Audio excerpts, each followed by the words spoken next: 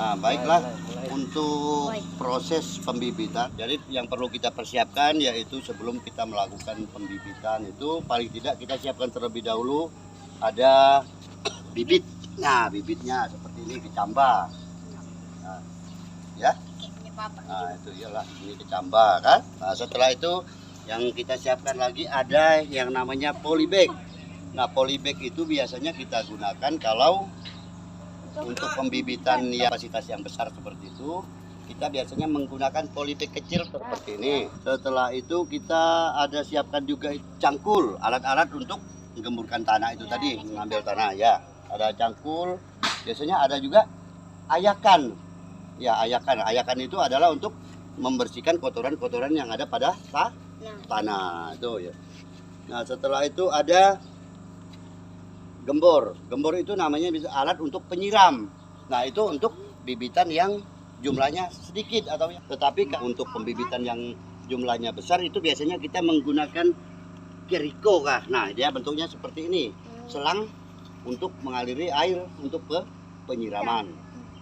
Jadi langkah awal yang kita ambil untuk persiapan pembibitan tadi itu penyiapan lahan, paling tidak lahan yang sudah kita bersihkan. Jadi penggemburan tanah yang tadi sudah kita ambil, dicangkul kemudian digemburkan. Pengisian polybag, ini pengisian polybag yang tadi kecil tadi kan. Nah, kemudian tanah kita isikan. Sebelum kita masukkan bibit ke dalam polybag itu terlebih dahulu kita siram dulu. Ya, paling tidak pakai gembor tadi kita siram, gunakan air. Kemudian kecambah tadi kita masukkan ke dalam polybag yang sudah kita siram tadi. Proses penanaman kecambah ini kita lihat ini kan ada posisi ya, ada tunasnya, ada akarnya. Jangan terbalik dalam proses penanaman, itu harus posisi seperti ini. Nah, untuk penanaman itu sendiri kita tidak boleh terlalu dalam. Karena apa? Kalau terlalu dalam itu rawan mati karena dia tertutup dengan dalam proses pertumbuhan bibit sawit, misalkan daun 3 apa begitu, itu boleh kita pindahkan. Nah, kita proses pemindahan tadi itu dari polybag kecil ini tadi. Nah, kemudian kita pindahkan ke dalam polybag yang besar. Untuk apa? Supaya pertumbuhannya itu lebih cepat. Setelah usia 6 bulan boleh dilakukan pemupukan.